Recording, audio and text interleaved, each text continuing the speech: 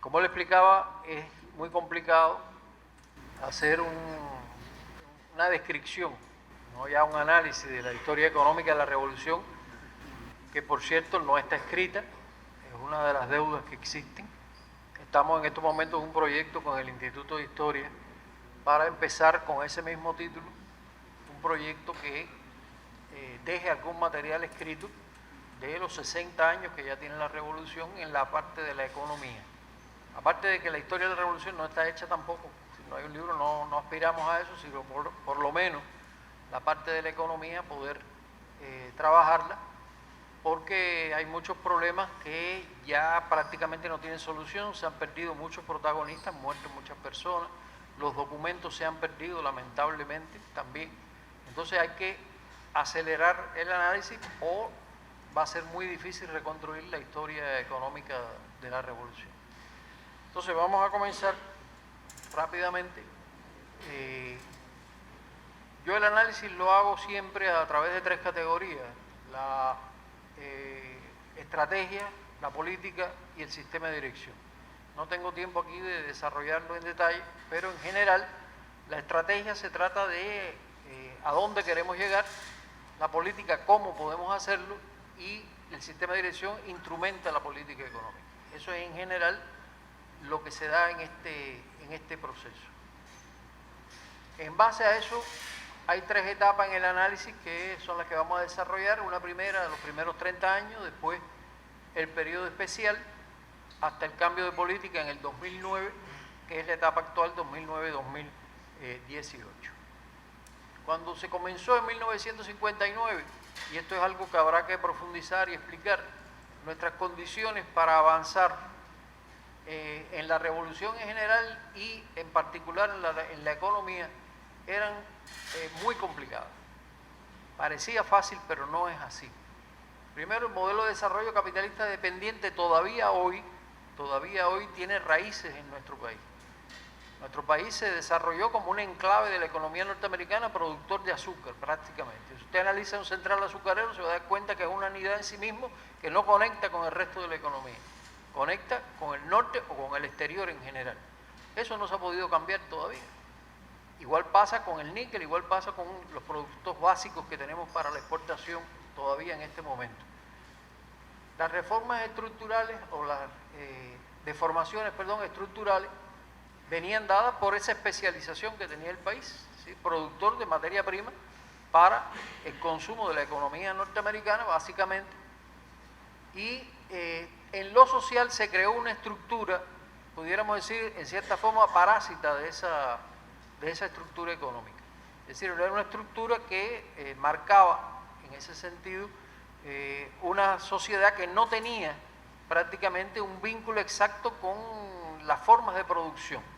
Si usted toma, por ejemplo, el estudio que hizo la Agrupación Católica de Cuba en 1957, las diferencias que hay entre el campo y la ciudad son abismales, abismales, para esa época y para cualquier época, porque se crearon, digamos, centros de poder que irradiaban un determinado desarrollo, entre comillas, en las ciudades más grandes, y el campo se quedó completamente atrás en ese sentido. Tome usted la cifra que tome, los médicos, las instalaciones, todo, hay una gran diferencia entre lo que existe en la ciudad y lo que existe en el campo. Y eso creó una imagen de consumo que no tenía respaldo en el país. Yo recuerdo una anécdota de, en ese momento, el comandante Efigenia Mejeira, que en esos años era parqueador frente al Parque Central, y le preguntaron un día, bueno, ¿y a qué usted aspiraba antes de 1959? Digo, no, yo a vivir como se vive en La Habana, viajar a Estados Unidos, tener dinero, etcétera, etcétera.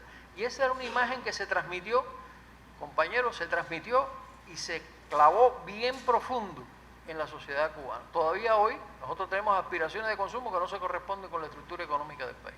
Para que se tenga una idea, han pasado 60 años y eso no se ha podido cambiar todavía. Y ahí está la penetración cultural norteamericana, que fue mucho más profunda de lo que parece a primera vista. No era solo las películas, no era solo la música. Aquí había estaciones de radio que se dedicaban solamente a música norteamericana. Por ejemplo, Radio Kramer, que se dedicaba a poner música norteamericana y transmitía en inglés en plena ciudad de La Habana. Teníamos también formación de cuadros al estilo de la economía y la sociedad norteamericana. Yo fui alumno de una de esas escuelas. Yo estudiaba en un instituto que estaba patrocinado por el punto 4 de la Embajada Norteamericana, que era el programa de penetración cultural, lo llamaríamos hoy así, y nosotros dábamos clase en español por la mañana de las asignaturas que correspondían a Cuba y en inglés por la tarde de las asignaturas que correspondían a Estados Unidos. Yo estudiaba historia de Cuba por la mañana y historia de Estados Unidos por la tarde, estudiaba español por la mañana e inglés por la tarde. Me sirvió el inglés para después, pero te formaba simplemente con una mentalidad afín totalmente a los norteamericanos. En sexto grado nos hicieron una encuesta de cuál sería su proyección cuando usted, bueno, fuera mayor, etcétera, etcétera. Y yo, sin dudarlo un minuto, puse a trabajar en una empresa norteamericana. A ese nivel de penetración se llegó. Es decir, se formaron cuadros en esa forma. Y, lógicamente, masivamente todos los medios tributaban a ese mismo, a esa misma esquema. Y eso tiene una importancia grande porque eso permanece en el tiempo. No importa que cambie, que usted nacionalice los medios de producción, que haga lo que haga, en el factor subjetivo, eso no se pierde tan fácilmente. Y bueno, les digo que todavía hoy nosotros tenemos aspiraciones de consumo que no se corresponden, lamentablemente, con las bases productivas de este país. Y eso viene de aquel entonces, no es un problema nuevo en ese sentido. El modelo de desarrollo socialista cubano tuvo sus antecedentes en los años 59 y 60. Había dos proyectos, además del programa de Moncada, que eran las ideas desarrollistas propugnadas por una serie de economistas, entre ellos Felipe Paso y el que fue después ministro de Economía,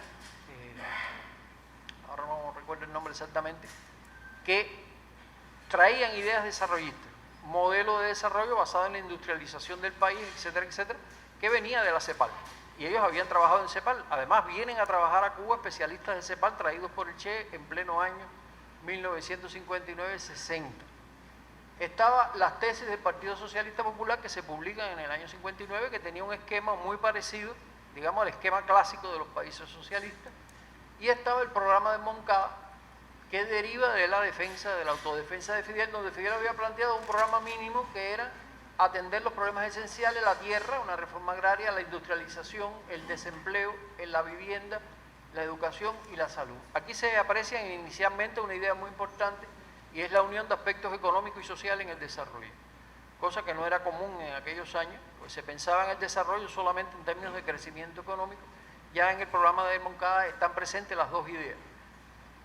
La reforma agraria de 1959 materializó o empezó a materializar esas ideas y eso concluye, digamos, esa primera etapa antecesora con las nacionalizaciones, primero antiimperialistas y después anticapitalistas entre julio y octubre de 1960. Esa etapa cierra con la ley de reforma urbana en octubre de 1960, que para muchos autores ya es el preámbulo directo del carácter socialista de la revolución, que solo se va a proclamar en abril de 61 cuando Girón. Por lo tanto, ya hay un antecedente en este sentido.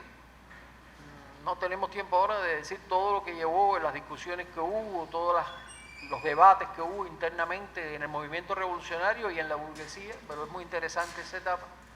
Y ya a partir del 61 se está clara, ya es proclamada oficialmente esa orientación socialista que inmediatamente va a tener dos tipos de influencia. Uno, la del modelo soviético, empiezan a llegar asesores soviéticos a Cuba en el año 62 y las ideas que por su propio, de motu propio, el Che comienza a desarrollar, lo cual va a dar, digamos, presencia a uno de los grandes debates del socialismo, vistos hoy desde la perspectiva histórica, que es la dualidad de los modelos que se da entre 1964 y 1970.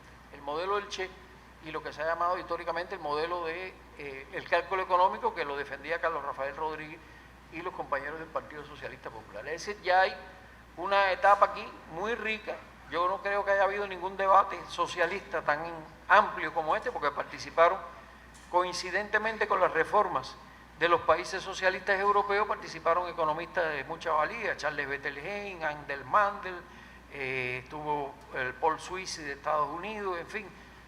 Vinieron a Cuba, expusieron su criterio y eso está recogido en un libro que se llama El Gran Debate, que se editó aquí en el año 2004. Lamentablemente no se ha reeditado porque ahí están recogidos todos los materiales que tuvo ese debate. El concepto de desarrollo como desarrollo económico y social, les decía que ya la raíz de eso está en el programa del Moncada, y hay un concepto muy importante que Fidel elabora y plantea públicamente precisamente en la graduación nuestra como economistas en el año 1969, que fue el socialismo como condición para el desarrollo. Hasta ese momento la visión, digamos, clásica era que el socialismo sostenía a partir de un determinado grado de desarrollo, la visión que habían tenido los clásicos, que analizaron el capitalismo desarrollado, y eso había trascendido a la época socialista de la construcción fundamentalmente de la Unión Soviética. Y Fidel dice que no, que prácticamente el socialismo es la condición para acceder a ese desarrollo, no es un producto solo del desarrollo, puede serlo en una determinada etapa histórica, pero lo es diferente en nuestras condiciones. Ese planteamiento de Fidel está un poco subsumido en nuestra historia en general y en nuestra historia económica, pero tiene una trascendencia enorme porque cambió los parámetros de análisis en ese sentido de lo que representaba el socialismo para un país subdesarrollado como el nuestro. La inversión mayor para el desarrollo tenía que estar en el factor humano, y ese fue precisamente el llamado capital humano y la prioridad que tiene la ciencia para la revolución, que no empezó con la biotecnología, no empezó solo a partir de un discurso, el discurso del 15 de enero de 1960, cuando Fidel dijo que el país tenía que ser un país de hombres de ciencia, sino que comienza ya en 1965 con la creación del Centro Nacional de Investigaciones Científicas, que se basó en las ciencias biomédicas fundamentalmente, y de donde salieron posteriormente todos los científicos que desarrollarían el polo de la biotecnología. Ahí salió Roselena Simeón, ahí salió Ismael Clara, ahí salieron una serie de compañeros que ya tenían un nivel de desarrollo científico importante a mediados de los años 60. Estuvieron los equipos de investigación económica, una iniciativa de Fidel poco conocida también, que funcionaron en la Facultad de Economía entre el 66 que se crearon y 1972 aproximadamente. Y todo esto está en medio de un proceso que no auguraba buenas condiciones para estas meditaciones o estas reflexiones de tipo desarrollista o de desarrollo, que eran las agresiones que estuvieron presentes desde el principio, que llevaron a que el país se tuviera que desarrollar como una economía de guerra, y esto es muy importante porque todavía hoy lo tenemos. Es decir, se funciona como una economía de guerra no tiene acciones repetitivas, maximiza los beneficios a corto plazo, tiene toda una serie de características que la hacen irrepetible, y no es solo con lo que sucedió en Cuba. Yo pensaba que nosotros habíamos descubierto el término. Leyendo me di cuenta que Oskar Lange, un gran economista polaco, lo dijo así ya en el 1956, porque era típica de las economías de Europa Oriental también ese tipo de funcionamiento. Y nosotros todavía hoy funcionamos como una economía de guerra. Y eso tiene un daño enorme, porque a eso nos ha obligado el bloqueo. El bloqueo durante los primeros 30 años nos costó 30.000 millones de dólares. Fueron los estudios que se hicieron posteriormente. El enfoque estratégico del desarrollo se dio a través de diferentes momentos. Un periodo 61-63, donde tratamos de desarrollar el modelo socialista clásico de industrialización acelerada.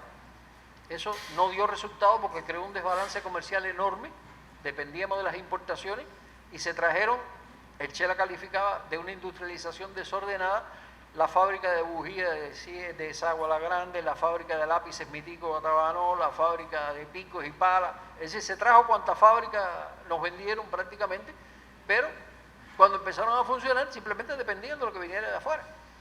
Y eso creó un desbalance comercial muy grande y hubo que parar eso en el año 63. Fidel tiene un discurso en agosto del 63, nos dice que no se puede seguir por ese camino porque teníamos ya un desbalance comercial de 500 millones de dólares que no había forma de financiar. Y viene una reflexión muy importante, que es un aporte también en este sentido. Entre el 64 y el 75 se crea una estrategia de creación de condiciones para la industrialización con un pivote agropecuario. Eso no se había desarrollado así en los países socialistas. Nosotros, por nuestras características, estábamos obligados a ir a la caña de azúcar, a ir al sector agropecuario, a ir a la ganadería, como fue en esos años. Hubo pasos muy importantes de adelanto en ese sentido. Esto se materializó en la meta de los 10 millones de toneladas de azúcar, que por cierto se sabe poco cómo se llegó a esa meta. La gente se imagina que Fidel se le ocurrió la cifra y la puso ahí, y eso no fue así. Incluso tiene curiosidades históricas. El plan de los 10 millones no lo hizo un cubano, lo hizo un chileno, que se llamó Jaime Barrios, que trabajaba entre los especialistas que trajo el Che, y entre septiembre y diciembre del 63 se hizo el plan de los 10 millones. A partir de razonar que necesitábamos dejar libre 400 millones de dólares en nuestra balanza comercial exportando azúcar. ¿Cuánta azúcar había que exportar? Bueno, había que ver a qué mercado. Se resuelve el problema del mercado en el 64 con los soviéticos, se comprometen a comprarnos 24 millones de toneladas de azúcar aproximadamente a un precio fijo de 6 o 11 centavos la libra, y eso resuelve el destino de donde sacar esos recursos. ¿Cuánta azúcar había que producir para llegar a esa liberación de 400 millones de dólares anuales? Y eso dio 9.900.000 y tantos mil, y Fidel redondeó la cifra de 10 millones. Es decir, no es ninguna locura la cifra de los 10 millones. No fue un capricho, ni fue que pasó un día por ahí y le dijo, vamos a poner 10 millones para... No, eso fue una estrategia que tuvo resultados parciales, es verdad. Se produjeron 8 millones y medio de toneladas, no se llegó, y no se eslabonó adecuadamente la economía nacional en medio de todas las agresiones, además, que se producen en estos años 60. Pero hay un punto importante que a mí me gusta destacarlo, porque no todo fue fallido en estos años. Poca gente conoce o recuerda que Cuba tenía 5 millones de cabezas ganadas en el año 59. Y en el año 67 teníamos 7 millones y medio de cabezas ganadas. Porque se desarrolló fuertemente la ganadería en esos años. Fueron los años del pastoreo intensivo, Andrés Guasán, el ordeño mecánico, la creación de técnicos para la industria ganadera. Y bueno, llegamos a producir en los 70 1.000 millones de litros de leche al año. Hoy estamos en 500 y pico. Para que se tenga una idea de dónde llegamos y después cómo caímos. Con miles de dificultades, porque se descubrió o se ratificó que el ganado lechero y el ganado de carne, raza Holstein, raza Santa Gertrudis, no funcionaba en Cuba. Y entonces vinieron las cosas, las creaciones. La famosa nave de aire acondicionado con las vacas en Niña Bonita, porque no resistían el clima. Entonces había que cuidar los ejemplares genéticos que servían de base para después lo que sería el F1 en condiciones excepcionales, pero aún así se creció en la masa ganadera en esos años. Después no se pudo sostener, hay un gran debate sobre la alimentación animal de Fidel con unos técnicos ingleses en el año 67 en el Instituto de Ciencia Animal, que todavía hoy se mantiene, porque todavía hoy dependemos de la importación de pienso para la ganadería, no solamente las vacas, hoy estamos sufriendo la falta de pienso en las gallinas. Y la producción de huevo inmediatamente se refleja en ese sentido. Es decir, hay muchas cosas interesantes en esta etapa. Y después vendría ya, a partir del año 76, con el inicio de la institucionalización del país, con el cumplimiento de una serie de prerequisitos básicos de infraestructura, la industrialización en los marcos del CAME. Esto es otra historia, como diría Pánfilo. Otra historia porque una cosa se veía desde fuera y otra cosa es lo que pasaba dentro del CAME. Yo fui miembro del Instituto Científico del CAME y sabía cómo eran las historias interiores. Nosotros nos desarrollamos en la industria dentro del CAME que nos permitieron desarrollar, no con las que nosotros teníamos todas las posibilidades. Les hago la historia de la computación. Cuba produce la primera computadora en 1971, la CIP 201, y tenía condiciones por lo menos para fabricar componentes de computadoras. Bueno, la bronca empezó desde que ingresamos al CAME en el año 72 hasta el año 91, que nos vinieron a probar la planta de producción de partes que era la de Pinar del Río, que la planta se hizo 2 meses antes que se disolviera el CAME. Es decir, nos metimos 20 años discutiendo porque no nos daban espacio para eso. Igual nos pasó con las piezas del azúcar, que las tenía Polonia. Simplemente no nos dieron espacio para eso tampoco. Es decir, la industrialización no es el camino rosado que muchas veces aparece en nuestros textos y que no entran al análisis de qué pasó realmente entre cambios, porque había una lucha importante en ese sentido entre los principios del desarrollo que Cuba proclamaba y lo que se lograba dentro del CAME por una serie de circunstancias.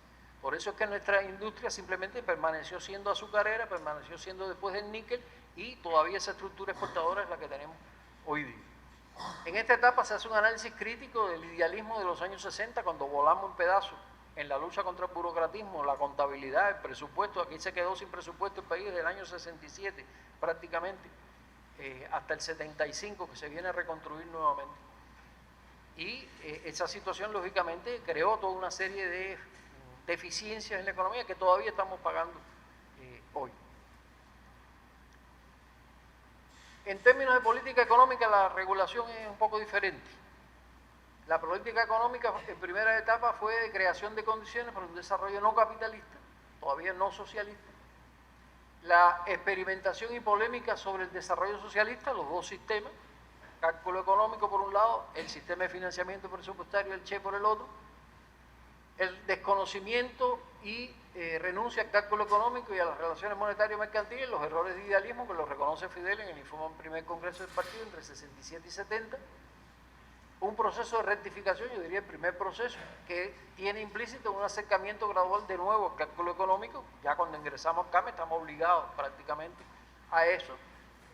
El cálculo económico restringido, que se aprueba en el año 75 en el propio Congreso del Partido, que tiene unas características diferentes al cálculo económico, digamos, que existió en los países socialistas europeos, porque no se expandió como se preveía en ese momento. Hay una frase de Fidel en medio del enorme informe del primer Congreso del Partido donde dice que no debemos perder de vista que lo fundamental es lo político, lo fundamental es el hombre, lo fundamental, ningún sistema de dirección puede sustituir esos elementos, es lo que termina diciendo.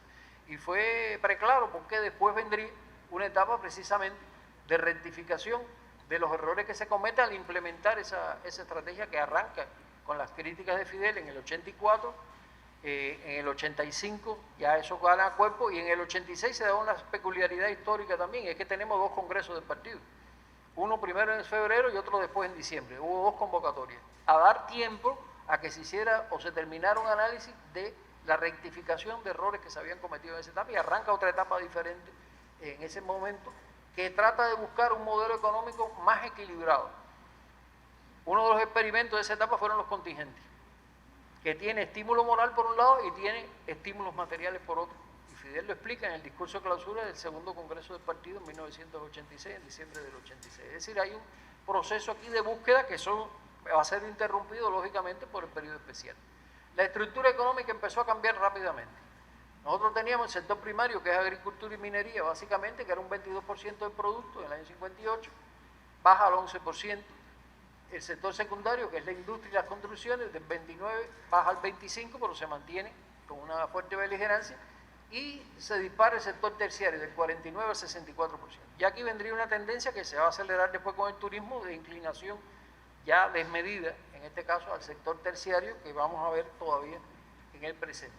Bueno, aquí hay un cuadro que no tengo tiempo ahora de explicar, pero bueno, los crecimientos que sostienen entre el 59 y el 89, a pesar de todos los problemas, es un 4,3%, que coincide casi exactamente con el crecimiento promedio de América Latina.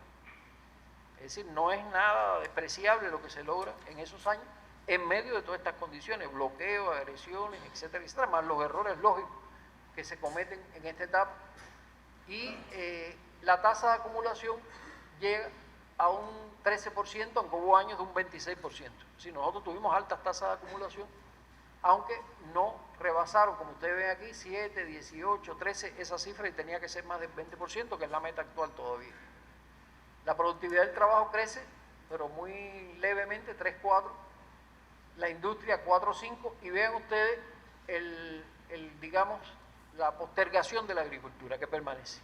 Lamentablemente no creció al ritmo que tenía que crecer, a pesar de que tuvimos una dotación de capital importante en la agricultura. Por ahí hay un estudio que dice que recibimos 100.000 tractores en 30 años y simplemente no había una mecanización importante en la agricultura. Es decir, esto ha sido objeto de análisis bastante en este sentido. Aquí está lo social. Bueno, los aumentos fueron importantes. Yo pienso que lo social fue un componente esencial para los avances de estos años, no solo el crecimiento económico. Los salarios crecieron 2,3 veces. El coeficiente Gini, que mide la desigualdad en la distribución, se redujo, llegamos a una distribución muy igualitaria de 0,22.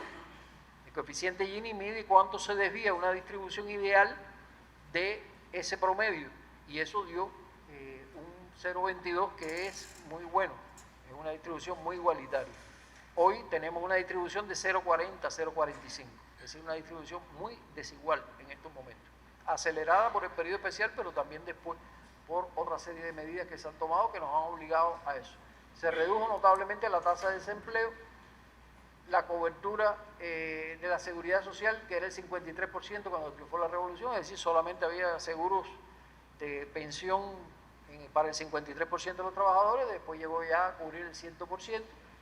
El analfabetismo se reduce del 23 al 1,9 y la escolaridad de 2 años pasó a 6,4 años, que esta es una de las cosas más difíciles de lograr establemente, porque son cambios que implican amplias masas de población en niveles de estudio que llevan tiempo, no se logra en 2 días. Bueno, aquí están las tasas de mortalidad infantil de 78 que llegaron a ser ante la revolución, 11,9. La esperanza de vida de 61 subió a 74 años. Los habitantes por médico de 1076 bajaron a 303 y las viviendas en mal estado del 47% bajaron a 15%. En estos 30 años hay una serie de factores que impidieron prácticamente contar con los recursos para el desarrollo. Miren, está demostrado antes de la revolución y antes que se empezara a discutir ningún tema de estos en Cuba, que para que haya crecimiento tiene que haber recursos adicionales. Eso es válido para el capitalismo, no es solamente los subdesarrollados. Si no, tomen el capital y la explicación que hace Carlos Mann en el capítulo 24, tomo uno del capital, de la acumulación originaria. ¿De dónde salieron los recursos? Del sistema colonial. Sin esos recursos no hubiera habido la expansión de capital que hubo en Inglaterra, en Holanda, en todos esos países.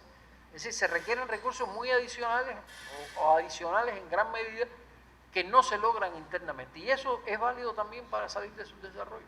Se requiere financiamiento externo. ¿Cómo se logra? Es otra historia. Bueno, el capitalismo ya sabemos cómo lo logró. No es nuestra alternativa hoy día. Cuba fue fuente de acumulación del capital europeo, pero no para revertirlo en Cuba, sino para acumular en ese continente. Hoy necesitamos que eso se revierta en Cuba y tiene que venir del exterior, no tenemos otra alternativa. Por eso es el cambio con la inversión extranjera que se ha planteado en estos años. No nos queda otra alternativa porque no es posible. No es posible no para nosotros, no es posible en general para un proceso de desarrollo. La deformación estructural heredada cambió muy ligeramente, todavía seguimos siendo una economía con una estructura de exportación primaria. Hoy los productos de alto contenido tecnológico son solo entre el 15 y el 20% de las exportaciones, muy bajo. La deuda social enorme, tuvo que afrontar la revolución. Muchos compañeros han dicho, sí, pero que se hicieron muchas cosas, que no había condiciones. No, que si no se hacen esas cosas no hubiera habido apoyo a la revolución, porque la gente quería ver resultados. Y esos resultados fueron los que crearon la base de apoyo, además de una conciencia política y todo aquello, pero tener empleo, tener ingresos, poder comer 2 veces al día, etcétera, etcétera, eso si no se lograba, no era posible. Y premiaron las decisiones políticas. Carlos Rafael dijo una vez, Carlos Rafael Rodríguez, que eso es lo que permitía explicar por qué se había puesto en la libreta en el año 62 la carne de res. Se sabía que el país no tenía carne de res para todo el mundo, pero nadie iba a entender que entre los alimentos que garantizaba la revolución no tuviera la carne de res, que era una aspiración de consumo de la sociedad. Y la pusieron. Ya sabemos después cómo se cumplió, a cómo se pudo. Pero era imposible políticamente explicarle a la gente, no, la carne de res no, vamos a poner ahí sardinas, vamos a poner otras cosas. No. Es decir, que lo político en ese sentido tiene mucho peso. Y eso lo reiteró Fidel, le adelanto una frase que dijo a partir del año 81 muchas veces: no hay política sin economía, ni economía sin política. Es decir, son elementos que están muy unidos en esa dirección. Y está la guerra económica de Estados Unidos, que incidió violentamente, no solo en los costos monetarios, sino en la forma de dirigir la economía, cosa que se mantiene todavía los costos hoy. El contexto social, bueno, los factores internos fueron de enfrentamiento a la contrarrevolución y una fuerte lucha ideológica, fue el decantamiento que se produce sobre todo en los años 60, después vendría Mariel, después vendría otras crisis de tipo demográfico. Los factores externos, la lucha contra el bloqueo, las agresiones externas y las complejidades de pertenecer al campo socialista. Ya expliqué lo que pasaba en el CAM, eso les da a ustedes una idea de cómo eran las cosas en aquel entonces. La peculiaridad de la construcción del socialismo en Cuba, nos parecemos, pero tenemos aspectos comunes, yo diría que pocos, y muchas particularidades, entre ellos la solidaridad y el internacionalismo que desarrolló Cuba. Solamente, y todavía a distancia, se le puede poner al lado el que desarrolló la Unión Soviética, porque nosotros fuimos mucho más lejos si lo tiramos en términos de tamaño de población y tamaño de una economía del país. Lo que Cuba ha hecho en ese terreno, y no hasta 1989, no, después de 1989 y en medio del periodo especial, es una cosa inédita, que no se recoge prácticamente por nadie. El balance entre política, economía y desarrollo social en la experiencia cubana es definitivo, y sobre todo la atención al factor subjetivo en la construcción del socialismo. El socialismo, hemos dicho muchas veces, que se construye conscientemente, pero para que se construya conscientemente la gente tiene que estar al tanto de qué es lo que está haciendo y cuáles son las dificultades y cómo enfrentarlas y tener participación. Hoy se discute, bueno, se puso en la Constitución bastante explícitamente que los trabajadores tienen que participar en la discusión del plan, pero no en la discusión, tiene que participar en la planificación. No es lo mismo llevar un plan a un centro de trabajo y decirle, bueno, este es el plan, los que están de acuerdo, vamos a hacer esto, vamos a hacer lo otro y ya. No, se trata de que hagan un plan internamente, eso se compatibilice con lo que viene de arriba y se genere un plan que compare las dos cosas, los intereses sociales con las aspiraciones empresariales y con las aspiraciones de los trabajadores. Eso no se ha logrado.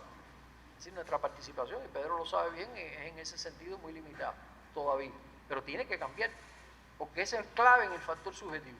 Cómo yo participo en las cosas que están teniendo lugar. ¿Por qué hacemos esto y no hacemos lo otro? ¿Por qué invertimos en turismo? ¿Por qué no hacemos más casas? Todo eso hay que explicarlo. Pero hay que participar desde adentro. No se puede ser simplemente desde afuera, que alguien venga y haga un discurso de la cosa y ya. Eso no es participación. Y bueno, ustedes saben que ha habido cambios recientemente en ese sentido en cuanto a la comunicabilidad, la gobernabilidad, que son favorables en esta dirección, pero es una necesidad imperiosa. La crisis del periodo especial. Bueno, la crisis del periodo especial en Cuba viene dada básicamente por esos tres factores.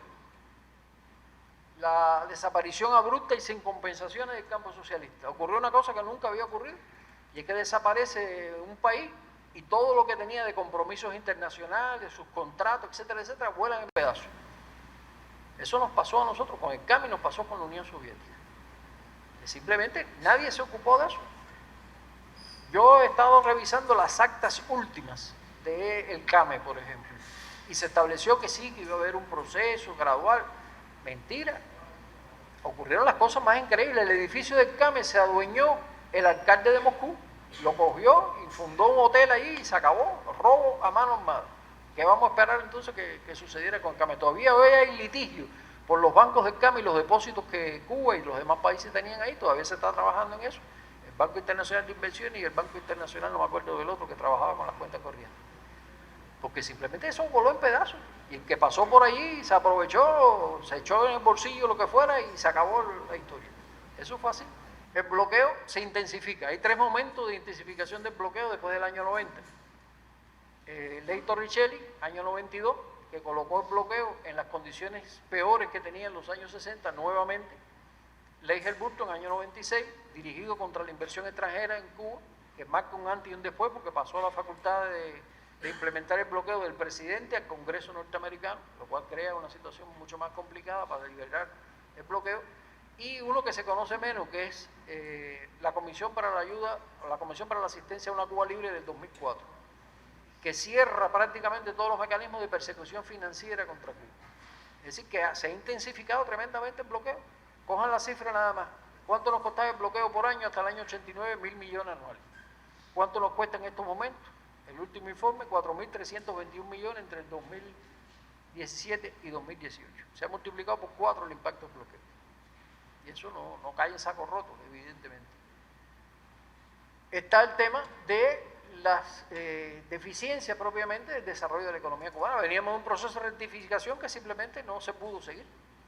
Eso paró en el año 91, no se podía prácticamente hacer más nada en ese sentido. Y las bases de la resistencia en esos años, en primer lugar, estuvieron dadas precisamente por el consenso de apoyo que había en la población, por la calificación que tenía nuestra fuerza de trabajo, por los logros sociales alcanzados y por la modificación relativamente favorable de la estructura económica.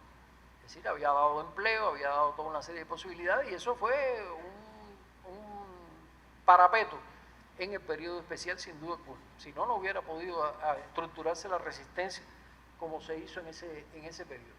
La estrategia de esos años fue resistir el impacto de la crisis al menor costo social posible, cosa que nos diferencia de cualquier programa de ajuste, y reinsertar la economía cubana en las nuevas condiciones de la economía nacional e internacional. Esto se dice fácil, pero cambió todo, desde las cuentas nacionales hasta el dinero con que teníamos que trabajar.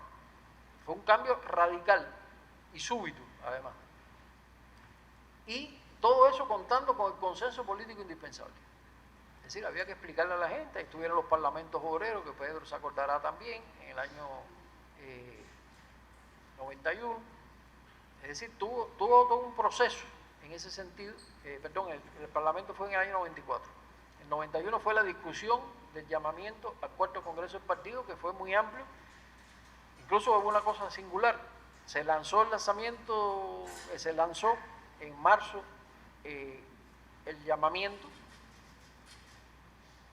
y en mayo se paró el proceso, porque se entendía por la dirección del país que la gente no estaba hablando claro, que no estaban conscientes de lo que se estaba discutiendo, y volvió para atrás el proceso y se volvió a hacer otra vez hasta septiembre de ese año, antes del Congreso, que fue en octubre del 91, que es un Congreso que tiene una importancia extraordinaria para entender nuestra historia económica.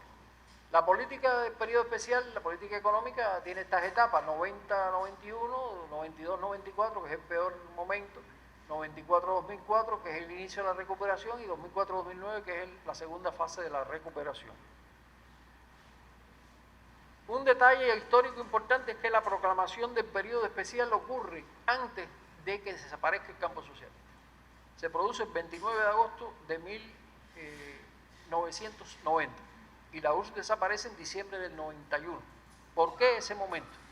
Bueno, porque en el verano del 90 los soviéticos unilateralmente decidieron que al año siguiente, es decir, para el año 91, el comercio exterior iba a ser en moneda convertible, desaparecía el rublo, a precio de mercado mundial, desaparecían los precios preferenciales, y en efectivo, desaparecían los créditos. Así, tranquilamente, Cuba le mandó cartas a Gorbachov, está en el informe del cuarto congreso del partido, explicando que para nosotros era una situación imposible. Vinieron cartas, fueron cartas, etcétera, etcétera, y en ese verano se tuvo claro ya que no iba a suceder nada. Ya había habido el discurso de Fidel del 26 de julio del 89 diciendo que si algún día desaparecía la Unión Soviética, a mucha gente le sorprendió ese discurso. Los que vivíamos dentro del CAMI y sabíamos lo que estaba pasando, sabíamos que desde el año 87 ya Fidel sabía que eso no tenía más remedio y se preparó en este sentido todo lo que se pudo, y lo proclamó públicamente en el 89.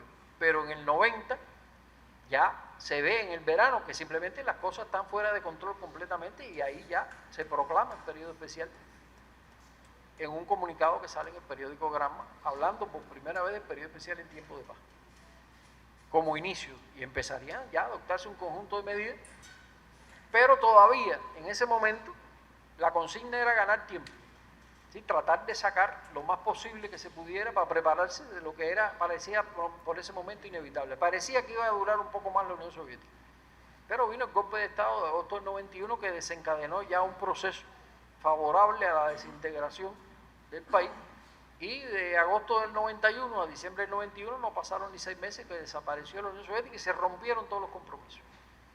Ellos tenían convenios con nosotros para seguir entregando combustible, nos habían rebajado el combustible de 13 millones de toneladas en el año 89, ya en el año 91 estábamos en 8 millones, ¿sí? Nos habían bajado 5 millones, así tranquilamente. Pero ya en ese momento simplemente los convenios del año 92, ya bajo el gobierno de Boris Yeltsin y desaparecida la URSS, Rusia, simplemente nos mandaron 2 barquitos petroleros, poco más de 1 millón de toneladas de petróleo, y ya, se acabó. Terminó la historia ahí. La percepción inicial de la crisis, por lo tanto, era que iba a haber una caída bruta y una recuperación. Todavía año 90 hasta diciembre del 91, porque existía el campo socialista y algo le estábamos sacando todavía. No fue así. Ya a partir de diciembre del 91, 92, 93 y 94 se sabe que tenemos que batirnos como podamos. Y los programas esenciales, que es unos de continuidad, otros nuevos. El alimentario, que venía del programa alimentario, se adapta. El energético, empezamos a crear en el año 90, empezamos la primera asociación con capital extranjero, con PBCAN, los canadienses, para extraer petróleo e incrementar la extracción de petróleo. Y los nuevos generadores de divisas, que son el turismo y la biotecnología. Ya Fidel había tomado la decisión de expandir el turismo en el año 86, cuando por primera vez nos metieron el primer manotazo, por decirlo de alguna manera, los soviéticos. Unilateralmente nos bajaron los precios de los productos que vendíamos. No se me olvide, porque yo estaba adelante, casualmente en el momento que Carlos Rafael le informaba a Fidel de lo que habían decidido los soviéticos, y era nada más y nada menos que, por ejemplo, la tonelada de azúcar, que la pagaban a 915 rublos la tonelada, la bajaron a 850. Así, 65 rublos menos por tonelada, bajaron el níquel, bajaron los cítricos, lo bajaron todo. No quieren ustedes oír lo que dijo Fidel en ese momento, pero bueno. Ya en ese momento Fidel estaba claro que había que buscarse otras alternativas, y es en ese momento que explica el por qué se abre el turismo con todas las consecuencias que se sabía que tenía el turismo. de todos los males sociales, de salud, todo eso se sabía, y bueno, no quedó más remedio en ese sentido que abrirlo. Él lo explica después en un discurso en el año 89, mayo del 89. Y todo esto crea una tremenda incertidumbre. Ya dije, bueno, que se discute con la población. Año 90, en el 91 ya es prácticamente claro que estamos entrando en la peor fase del periodo especial. Se dice así en la información del Congreso que vendrán etapas peores, sin saber que iba a desaparecer la Unión Soviética en 2 meses, pero así fue. Aquí está la curva de crecimiento del producto, ven ustedes que fue creciendo hasta aquí ya empezamos con el primer bachecito. Este es el año 86. Ya empezaron a golpear las caídas estas de la Unión Soviética, además se trancó la renegociación de la deuda externa con el Club de París. Vendría una ligera recuperación y ya aquí se alcanza el máximo en el año 89 y vendría después la violenta caída hasta el año 93. Cayó casi 35% el Producto Interno Bruto y empezaría una recuperación muy lenta. Vean ustedes cuándo se recupera el nivel del PIB del año 89, se recupera en el 2004. Perdimos 15 años con el periodo especial en términos de crecimiento económico solamente, aparte de todo el costo social y otras cuestiones que trajo el periodo especial. Los principales impactos ahí están: caída del PIB casi 35, la producción agrícola cayó en 47, las inversiones 62, las importaciones 75%,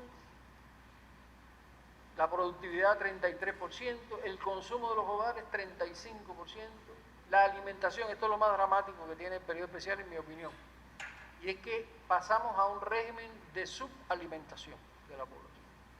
El insumo calórico bajó casi un 35% y el proteico casi un 38%. En términos de cifra, ¿qué significa esto? El consumo mínimo para la sobrevivencia eran 2.100 kilocalorías y 56 gramos de proteína diaria. Y bajamos a 1.868 en kilocalorías y a 46 gramos de proteína diaria. Estaban por debajo del nivel de subsistencia. Por eso que se empezó a repartir el Poliví y todo aquello, pero nos golpearon las enfermedades oportunistas, las neuritis de aquellos años, que se llevó la vida de unos cuantos compañeros. Yo perdí una compañera del Buró de la Juventud en la universidad en aquel entonces, que se fue en una semana, porque las neuritis desencadenaban el síndrome de Guillain-Barré, que Guillain-Barré te empieza a paralizar por los pies y termina en el corazón y ya, se acabó. Y eso dura menos de una semana. Es decir, hubo cosas muy dramáticas y eso nos estuvo golpeando hasta el año 97. Estuvimos comiendo por debajo del mínimo hasta el año 97. Hay estudios que demuestran que los niños que nacieron en esos años tienen menos talla que el promedio nacional, crecieron menos, aumentó la mortalidad materna, en fin. Fue un desastre humano lo que tuvimos que enfrentar, no solamente en las grandes cifras, sino en concreto en la situación que se nos presentó por la falta de alimentación en esos años. Las presiones inflacionarias fueron tremendas. El déficit del presupuesto en el año 93 era el 66% del Producto Interno Bruto y debía ser el 30% cuando más. Por cierto, hoy estamos en el 52% del Producto Interno Bruto, la cantidad de dinero que hay en la calle. Ojo con eso, porque las presiones inflacionarias se sienten. Eso se ve muy claro cuando usted, en medio de una distribución desigual del ingreso, saca cualquier cosa y se vende al precio que sea. Eso te está diciendo que hay una presión inflacionaria y una desigualdad en la percepción del ingreso enorme en el país en este momento. Y la suspensión factual del pago de la deuda. Nosotros dejamos de pagar en el año 91 prácticamente hasta que empezamos a renegociar otra vez en el 2013. Y todo eso se acumuló. Después vamos a ver la cifra de lo que nos ha costado no pagar la deuda en esos años. Las relaciones de propiedad se modificaron. Hubo una apertura a la inversión extranjera que todavía en ese momento era excepcional. Viene a la ley 77 en el año 95. Apertura al sector privado no agrícola, el trabajo por cuenta propia, ya sabemos. Hoy día el sector no estatal es ya el 31% del empleo. Ahí está el privado, está el cooperativo y está mixto, propiedad mixta. La cooperación o cooperativización del sector agropecuario, cuando se crean las UEPC, la descentralización, yo diría forzada, de la gestión de la propiedad estatal, que dio resultados en esos años, y la introducción limitada de los instrumentos de mercado, que es toda una gran discusión que todavía está presente hoy día. El programa de saneamiento financiero se aprobó en mayo del 94 y ahí empezó la recuperación de la economía. Dejó de caer la economía, crecimos 0,7 en el año 94, pero empezamos a normalizar la situación que era muy grave en ese momento. Y eso llevó a un tema que hoy se discute mucho, y es al sistema monetario dual y la tasa de cambio dual. Señores, ¿por qué surgió la dualidad monetaria? Porque lo que correspondía, de acuerdo a las recetas clásicas, era una devaluación de la moneda. En la economía sumergida, antes de mayo del 94, ya el dólar estaba a 150 por un peso, cuando la tasa oficial era 1 por 1. Teníamos dos alternativas. Si devaluábamos, eso significaba que iba a aumentar el costo de las empresas, porque un dólar que entraba como un peso en la contabilidad, si usted devaluaba a 150, se podrán imaginar dónde iban las fichas de costo a parar.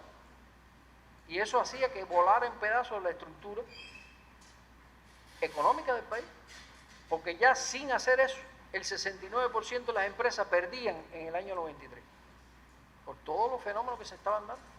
Si nosotros metíamos una devaluación, iba a ser el desastre. Incluso hubo compañeros que propusieron el cambio de moneda, que era más desastre todavía, porque se perdía completamente la confianza en el dinero. Ese es el costo que tiene un cambio de moneda. Hoy tienes un peso y vale para algo y mañana no vale nada. Eso es un desastre. Lo estamos viviendo hoy en Venezuela. Ellos están en un cambio de moneda que lo hicieron en el 2008, después hicieron un parcial en el 2013 y ahora cambiaron otra vez. Pasaron del bolívar fuerte al bolívar soberano. Y eso tiene un costo enorme, porque hace que la gente emigre hacia otras monedas. Se te dolariza la economía sin quererlo, que es lo que le está pasando a ellos. Ese es un peligro real para nosotros. Se decidió ir por una vía para tratar de administrar o mitigar los impactos, manteniendo una tasa que iba a ser de mercado para la población, de ahí salió Cadeca, y otra tasa oficial que se cambiaría en el momento que fuera posible hacerlo, con una economía más estabilizada. Eso se volvió a analizar en el 97, en el quinto congreso del partido, se vio que no se podía en ese momento, y bueno, todavía hoy estamos viendo a ver en qué momento lo podemos hacer. Ustedes escucharon a Marino en la asamblea que dijo que está estudiando el problema, porque simplemente para que la gente no se afecte, que es el apellido que tiene la unificación monetaria actual, hay que introducir una serie de colchones en el presupuesto, en los precios, etcétera, etcétera, que son miles de millones de pesos, compañeros, y eso no da un kilo y es gasto neto. ¿De dónde vamos a sacar nosotros ese dinero en este momento precisamente?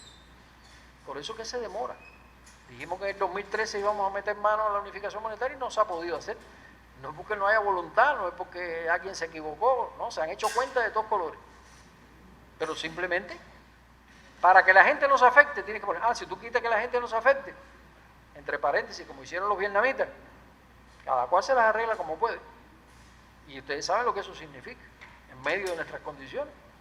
Eso es abrir, meterle una bomba a la revolución prácticamente. Por lo tanto, hay que esperar, hay que tener condiciones en ese sentido para poder pisar firme con el tema de revertir la dualidad monetaria que dio lugar a toda una serie de cambios posteriormente en el sistema de precios, en la retribución, en el sistema bancario, en el sistema de gestión empresarial, que nos sacó del apuro en ese momento.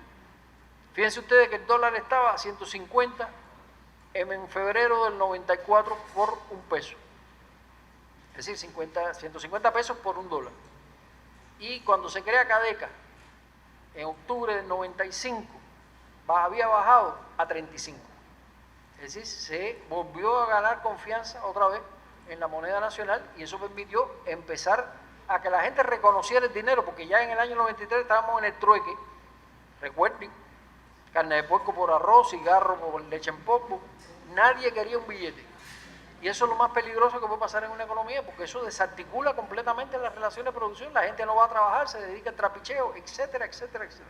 Y eso había que pararlo a como diera lugar. Entonces, eso es lo que explica, bueno, por qué lo hicimos en ese momento y por qué no lo hemos podido cambiar hasta el presente. Aquí están las caídas del 89 al 93, vean ustedes que se desplomó todo, y la recuperación 94 hasta el 2004. Fuimos recuperando, 15 años nos costó. Aquí está el salario, que también subió en este periodo, el consumo en kilocalorías, que como les dije había ido a 1863, subió a 3226, de 45 gramos de proteína, subió a 83. Aquí está la batalla de ideas, que nos vamos a referir a eso ahora. como un proceso acelerado de recuperación del deterioro social. La esperanza de vida siguió aumentando en medio de todas esas condiciones, la mortalidad infantil siguió bajando, la escolaridad siguió subiendo también. Las direcciones fundamentales de las transformaciones fue prácticamente reinstalar una gestión económica centralizada después que pasó este momento. Esto tiene toda una historia atrás de los debates que hubo, por qué se hicieron, etcétera, etcétera. No tenemos tiempo de eso, pero bueno, se fue nuevamente a una centralización a partir del 2004 y la necesidad de reducir los costos sociales producto de la situación que habíamos arrastrado, que Fidel le dio mucha atención a este problema desde el año 98, que es cuando él plantea el concepto de batalla de ideas por primera vez, en el Congreso de la Juventud del 98, y lo desencadena con la crisis de Elián en el 99. ¿Qué problemas afectaban y afectan todavía hoy a la población prioritariamente? Insuficiencia de ingresos, un 27% de las personas se quejan de eso. Dificultad de la alimentación, el 23%, problema de la vivienda, el 16%, problema de transporte, el 16%. Usted coge eso, le quita la cifra, hace el análisis y le da lo mismo. Esos son los problemas básicos que golpean a la población. Esto es una encuesta de la situación económica de los hogares que se hace. En aquellos años era pública, hoy no se publica, pero se sabe que es lo mismo. Por lo tanto, esos son 4 capítulos que hay que atender prioritariamente. No se puede dejar que pasen en un determinado nivel porque repercuten, es un tiro al pecho de la población prácticamente. La población en riesgo de pobreza aumentó tremendamente, de 6,3 pasó al 20% en el año 99. Y la desigualdad en la distribución de ingresos, como ya les dije, puso el Gini en 0,45, que es una distribución muy desigual. Los subprogramas de la batalla de ideas, pues empezamos por la asistencia social, pasamos a la educación, después la salud pública, la revolución energética y otros programas en transporte, hidrología y vivienda que se colgaron, pudiéramos decir, a estos programas esenciales. Aquí tienen un gráfico que me costó, una tabla que me costó bastante hacerla, de cómo estábamos antes de la batalla de ideas y cómo estábamos en el 2009.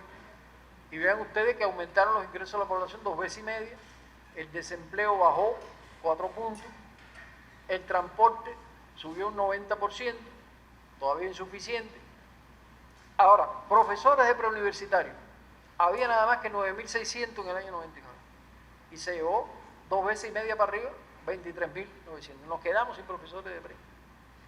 Se fue el 51% de los profesores de pre. Matrícula universitaria, que está abreviado, era 106 por 10.000 y subió a 633 por 10.000, subió 6 veces. Recuperamos la matrícula universitaria, después vuelve a bajar otra vez.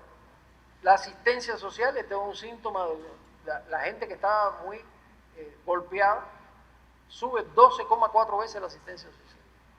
Llegamos a 556 millones de pesos de asistencia social. Hoy estamos en 300 y pico.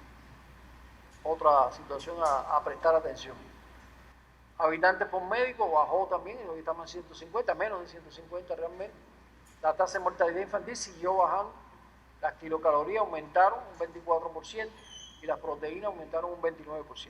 Es decir, todo eso se produce en medio de un deterioro que teníamos al cierre de los 90, que hay que atender porque si no las cosas se volvían a trabar nuevamente. Por eso el énfasis que Fidel puso en la batalla de ideas. Aquí están los crecimientos de los años 2000, que fueron muy buenos, sobre todo del 2005, 2006, 2007, por una razón. Tuvimos un incremento en el financiamiento externo que el país recibía a partir de la venta de servicios a Venezuela, que empieza con el acuerdo que firman Fidel y Chávez en diciembre del 2004, cuando, por iniciativa de Chávez, se plantea hacer bienes transables la colaboración nuestra, es decir, pagarnos la colaboración. Cuba no lo pidió, pero lo dio, porque Cuba venía colaborando con ellos desde el 99 y asumiendo los costos. De acuerdo a los apuros que pasábamos nosotros para pagarle el petróleo que nos mandaban los venezolanos, pues no había ningún acuerdo en ese sentido de compensación. Y él toma esa iniciativa y esto cambió completamente la situación y por eso son esas tasas de crecimiento tan altas que se obtienen en estos años y los avances que se obtienen en la segunda mitad de los años 2000. El ritmo de crecimiento en los primeros 50 años de la revolución no es malo, 3,3%. Bajamos un poco, lógicamente, golpeado por el periodo especial. La productividad sí se mantiene bajo el crecimiento, ven ustedes 0,4, muy bajo el crecimiento de la productividad. Se habían invertido al cierre del 2009 118.000 millones de pesos, que da un crecimiento de 5,7 la inversión, pero con cambios estructurales importantes en el Producto Interno Bruto porque bajó violentamente ya después del periodo especial el sector primario, se bajó ya un 5% del PIB, el sector secundario bajó y subió el sector terciario, fundamentalmente turismo y exportación de fuerza de trabajo calificada, aquí ya se elevó, lo cual da un crecimiento, pero da un crecimiento deformado. Porque ¿qué pasa hoy cuando crece el turismo? Aumenta la demanda de arroz. ¿De dónde sale? De las importaciones. No llegamos a cubrir las necesidades de crecimiento del turismo, que ya son 4,750 este año. Los turistas, 4 millones y tanto. Y eso, lógicamente, indica que no hay arrastre en la economía interna, por lo tanto el crecimiento que se está dando es un crecimiento pico, pero no arrastra al resto de los sectores, y eso hay que cambiarlo también en esta etapa. Vean ustedes aquí cómo estaban las inversiones y el peso que tenían las inversiones en infraestructura y sociales, era el 50% de lo que invirtió la revolución en todos estos años. Un 31% para la industria y un 19% para la agricultura, lo cual nos está explicando también el nivel de atraso que tiene la agricultura hoy. ¿Se podía haber hecho otra cosa? Bueno, habría que discutir. O se podía haber hecho más eficiente la inversión en la agricultura, también pudiera analizarse. Pero hay que explicar que la agricultura de Cuba no es la que mucha gente piensa. Se habla de la agricultura como si fuera Cristóbal Colón. Esta es la tierra más hermosa que los humanos vieron. Tal vez para el turismo es así. Pero para cultivar, en Cuba solamente son fértiles, con rendimientos buenos y muy buenos, el 33% de la tierra, compañero. El 67%, si usted no le pone fertilizante, agua y pesticidas, no camina. Coja un plátano y no le eche potasio, es así. Lamentablemente. Súmele a eso la escasez de fuerza de trabajo, la dispersión de la organización del trabajo. En una industria usted tiene una línea productiva y nadie se puede salir de ahí. En la agricultura un día siembra, el otro día cultiva, está perdida la gente en un terreno, se te sienta uno en un suco y no trabaja y tú ni te enteras. En fin, es muy compleja la gestión económica en la agricultura, lo cual no justifica que no hayamos invertido más, pero bueno, hay que entender también que el sector no se resuelve solo con inversión, sino que requiere toda otra serie de mecanismos que no se han podido implementar. Y con esto no justifico los problemas que hay en ese sentido. Cambiaron las relaciones de propiedad y sus efectos en las relaciones de producción en estos años, como ya les dije. La contradicción mercado-plan ha estado asomando la cabeza constantemente. Los grados de dependencia relativa entre base y superestructura cambiaron también en este sentido, se priorizó la superestructura en muchos aspectos y la secuencia de los cambios demostró la interacción de factores económicos, políticos y sociales que llevó a que la población sintiera la participación, sobre todo en el periodo especial, de lo que se estaba haciendo con mucha claridad. Fidel no se salía del televisor, ustedes se acordarán en ese sentido. Recuperación lograda, bueno, se recuperó el PIB, como ya les dije, en 2004, estabilización financiera, bajó el déficit presupuestario, bajó la liquidez en manos de la población a un 39-40%, la recuperación nutricional de la población, la eficiencia energética aumentó y un crecimiento medio fuerte entre el 94 y el 2009, un 5% de crecimiento, un crecimiento importante impulsado por esos años. Ahora quedaron una serie de aspectos por resolver en el 2009. Déficit de balanza de pago, baja productividad, insuficiente infraestructura, baja integración de la estructura económica, eficiencia limitada del sistema de dirección económica, eso, mucha discusión hubo en ese sentido en los lineamientos, impacto negativo sostenido del bloqueo, desigual distribución de ingresos, cambio climático que se añadió y desafío demográfico, que es un serio problema que tenemos hoy. Tenemos más del 20% de la población más de 60 años. Y aunque se está en una edad laboral mayor, porque aumentó la edad de jubilación hasta 65 y hay mucha gente trabajando con buena salud después de los 65, no podemos descansar en eso porque va a seguir envejeciendo la población y no crece la población joven. Hoy estamos en 11,2 millones de habitantes y difícilmente superemos esa cifra en los próximos años. Va a ser la población más vieja de América Latina en pocos años ya. Se planteó en el 2009 la necesidad de un cambio de política y estrategia. ¿Por qué? Porque en el 2008 ocurrió la tormenta perfecta. 3 ciclones que nos desbarataron, 10.000 millones de dólares en pérdida. Subieron los precios del petróleo, subieron los precios de los alimentos. Aún con Venezuela fue negativa la balanza comercial. Y yo me acuerdo que ya Raúl convocó a la necesidad de examinar qué teníamos que hacer para evitar que esa situación nos volviera a golpear. Se hicieron debates internos entre 2009 y 2010 y se sacaron unos nuevos lineamientos de política económica que se aprueban en abril del 2011, como ustedes conocen. Es decir, Todo esto tiene que ver con el funcionamiento de la economía como economía de guerra, la necesidad de trascender las soluciones puntuales a soluciones estratégicas. ¿Sí? No se puede trabajar solo con el día a día, aunque hay que resolver los problemas del día a día también. No, una cosa no excluye lo otro, y eso es lo complicado.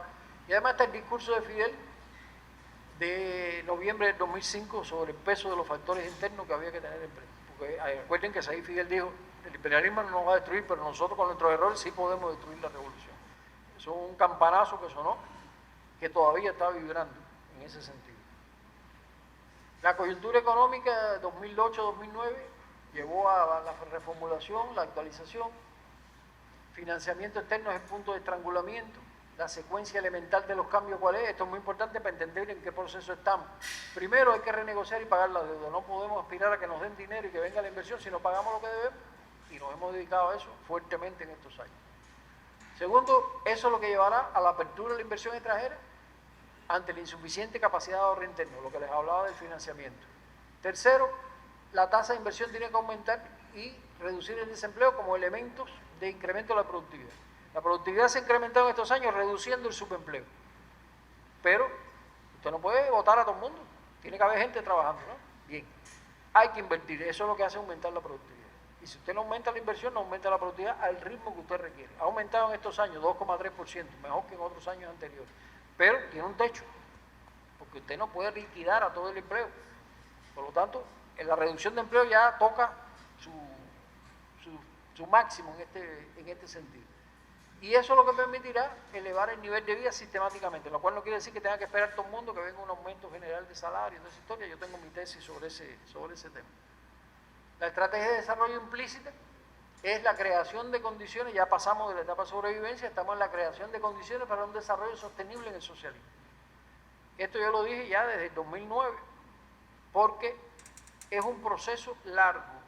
Cuando hablamos de creación de condiciones, bueno, han pasado ya 10 años del 2009, se va a cumplir ahora, y todavía estamos creando condiciones, porque se tiene que cambiar todo.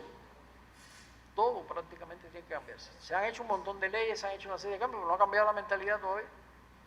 Encontramos ese fenómeno y hay que dirigirse en ese sentido si queremos que los cambios se aceleren también. Algunos rasgos importantes de los lineamientos, bueno, hubo un reconocimiento como nunca se había hecho al mercado y el rol de la planificación, tratando de compatibilizar. El tema de la regulación del mercado es un tema no resuelto. Todavía seguimos tratando de regular el mercado con medidas administrativas, precio topado, esto no se puede hacer, no puedes vender aquí, no puedes caminar para allá. Señores, eso no resuelve el problema. Las medidas económicas son las que resuelven el problema del mercado, no es simplemente topar medidas administrativas. Pero bueno, eso es un vicio que heredamos y no hemos logrado todavía entender que por ahí se pueden tener logros de corto plazo, pero no estable. No te da estabilidad porque el mercado tiene sus propias leyes. Y ya hoy, repito, tenemos un 31% de la fuerza de trabajo trabajando en el sector no estatal, trabajan bajo las leyes del mercado. Y crean ya más o menos un poco más del 20% del Producto Interno Bruto. A pesar de las restricciones que existen, es ya importante el peso que tienen en el Producto Interno Bruto. Por lo tanto, no podemos regularlo administrativamente. No va. No es que no podamos, es que no va a dar resultados en ese sentido. Bueno, todo lo que viene ahí, la propiedad complementaria, toda esa historia. Las principales metas que están en la página 10 de los lineamientos, que nadie se lee, todo el mundo va a los 313 lineamientos, pero ahí está, medidas, soluciones de corto plazo, reducir el déficit de la balanza de pago, eliminar los obstáculos a la productividad y crear infraestructura. ¿Qué hemos hecho de esas tres medidas o de esas tres líneas básicas de los lineamientos? La balanza de pago, se renegoció la deuda, renegociamos 54.372 millones de dólares en estos años. Para empezar, los soviéticos nos reclamaban, los ex soviéticos nos reclamaban 35.000 millones de dólares, de lo que no le pagamos en el año 89. Pero compañeros, eso costó 23.000 millones de dólares. A pesar de los pesares, tuvimos que hacerlo. Hay compañeros que debaten esta cifra está compuesta a partir de estimados de los acreedores y estimados de lo que se ha dicho públicamente en Cuba por Marino, por Cabriza, algo que dijo también Adel Izquierdo en su momento. Es decir, hay cifras oficiales reconocidas diciendo que sí, que hemos pagado esa cifra. Vean ustedes lo que cuesta ponerse a tono con las circunstancias. Y eso es lo que lamentablemente se hizo, se decide esa política ya 2011-2012. vamos a tener que salir a pagar y renegociar para que nos den nuevos créditos, lo cual es totalmente razonable. Pero se hizo sobre una proyección de crecimiento mínimo de 4,4%. Vamos a pagar tanto, 4,4% da. Pero eso tuvo un crecimiento de 2,3% y se siguió pagando. Entonces ahí tienen ustedes la explicación de la contracción que hay en inversiones y en consumo también. ¿Sí? Hemos pagado con unas condiciones muy difíciles y ya el año pasado también se rompieron esas condiciones incluso porque dejamos de pagar cosas que ya habíamos renegociado en años anteriores. La productividad aumenta, pero por factores que ya dije que no son las inversiones. Infraestructura se ha concentrado fundamentalmente en lo que es Mariel y el transporte, con elevados costos no previstos. ¿Cuánto cuesta un kilómetro de ferrocarril? $1 millón. Y tenemos que tirar la línea central completa prácticamente. Así que hay un análisis que se hizo no por nosotros, sino por una consultoría internacional, que para que Cuba se pueda poner otra vez al día en transporte, y eso implica marina mercante, aviación, ferrocarriles, transporte urbano, carga, todo eso, hace falta $20.000 millones. Yo no sé si serán 20.000 o serán 10.000, pero que hace falta, indudablemente hace falta. Porque si no hay infraestructura, usted no puede poner una fábrica sin electricidad, sin agua, sin transporte para las mercancías. Es decir, es evidente que tenemos que avanzar en infraestructura. Y todo eso ha tenido implicaciones sociales, es decir, el desencaje entre pago de deuda por un lado y por otro lado crecimientos menores que lo previsto. Porque el que ha pagado la cuenta es consumo e inversión. Lamentablemente ha sido así. Bueno, aquí tienen ustedes la deuda, no voy a entrar en detalle en este sentido. Nosotros, de acuerdo a los estimados, estamos en estos momentos en cerca de 30.000 millones de deuda. La que se informa oficialmente no es esta. La que se informa oficialmente con 2 años de atraso es la deuda renegociada. Pero yo razono de la manera siguiente. La deuda es la deuda. Usted debe. Si renegoció una parte, felicidades, pero la otra la debe también. Por lo tanto, no vale decir solo la renegociada, porque usted coge el anuario y da 15.000 millones. Sin embargo, los reales que estamos en 29.000 millones por lo menos. Porque esta cifra la dan los acreedores, que son a los que le debemos. Ellos deben saber lo que debemos, lógicamente. No obstante, no es mucho en relación al Producto Interno Bruto para cómo está el mundo hoy. El 30% del producto de deuda no es nada. ¿Qué pasa? Que Cuba no tiene fiador de última instancia, que otros países sí lo tienen, el FMI, por ejemplo. El rescate griego, se iba a hundir en el país, bueno, aquí tiene tantos miles de millones para que te levantes. La solución no es meterse en el FMI, como han planteado algunos compañeros, la solución es buscar un banco que nos permita tener un garante para cuando nos preste aquí y nos diga, bueno, ¿y quién te garantiza a ti? Ahí está mi banco. Tenemos un banco solamente, que es un banco chiquitico, que entramos en el 2017, que es el Banco de Inversiones de Centroamérica, o centroamericano, perdón, de Integración de Centroamérica, que es un banco pequeño, no puede aportar mucho, pero bueno, es lo que tenemos. Teníamos la Corporación Andina de Fomento, pero no fructificaron las negociaciones. En fin, eso es una necesidad del país, tener el fiador de última instancia, que no puede ser el FMI por otro lado. Es decir, todo esto da la idea del cuadro de la deuda, y un elemento importante, en las finanzas externas han crecido mucho las remesas. Eran 537 millones en el año 95 y hoy estamos hablando de 3.000 millones. Y de ahí se está alimentando el sector privado. Esas inversiones del sector privado, ¿de dónde salen? De las remesas. No, eso no lo tienen de créditos nacionales, porque además está demostrado que no toman crédito de los bancos cubanos. Bueno, aquí está la inversión extranjera, que se ha ido avanzando muy lentamente. Tenemos negocios, 245, había en el 2017, 2018, había un poquito más. Hay compromisos de inversión importantes, alrededor de 2.000 millones. Se han hecho compromisos en total de entre el 2014 y el 2018 por 5.500 millones, pero una cosa es el compromiso y otra cosa es lo que entra al país. Lo que ha entrado al país en estos años, del 2014 para acá, son alrededor de 500 millones anuales. Este año se dio la cifra, es 474 millones lo que entró efectivamente. Hay compromiso muy grande de invertir, pero de ahí a que entre por la canalita el dinero es otra historia, que eso se ha confundido incluso en los medios. Tuvo que ir Débora, la compañera que lleva inversión extranjera en MICE, a aclararlo en una mesa redonda, porque se dijo que habían entrado 2.000 millones en el año 2017. Entraron compromisos de inversión, no entraron billetes, no entraron los 2.000 millones. Eso está todavía en una fase muy temprana. los problemas que hemos tenido en los últimos tiempos se van por la vía de la regulación administrativa del mercado, las anomalías del mercado externo. Nosotros no nos vinculamos normalmente con el mundo. Cada vez que vamos a comprar algo nos cuesta un ojo a la cara. ¿Por qué? Por el riesgo del bloqueo. Por buscarse una bronca con Estados Unidos, nadie se mete en el rollo si no tiene otras garantías o cobra más. Cobra el riesgo, es lo que se dice. La operación del sector externo y el factor riesgo en la planificación es algo que no hemos acabado de asimilar. Es decir, nosotros tenemos, cuando usted dice, bueno, ¿y de qué depende el crecimiento del Producto Interno Bruto? De las importaciones y las exportaciones de este país, para ingresos o para compras en el exterior. ¿Cuánto es el peso del sector externo en el PIB? 37%. Es decir, más de la tercera parte del PIB no depende de nosotros. Depende de que vendamos el azúcar a mejor precio, o el níquel a mejor precio o a peor precio, o que compremos los alimentos más baratos o más caros. Y eso no se planifica de esa manera. Se planifica como si fuera una cosa que está ya exacta. Y eso nos da golpe en la cara constantemente, porque la planificación no es una ciencia exacta, es una ciencia de pronóstico. Y usted tiene que manejar probabilidades, tiene que manejar riesgos. Por lo tanto, por eso que usted ve que a veces hay sobrecumplimientos del plan o incumplimientos del plan que nadie se explica. Porque sucedió algo en el exterior que nos favoreció o al contrario nos perjudicó. Si usted no lo tiene que contemplar en la planificación, se impacta. Todavía no hemos llegado a ese punto.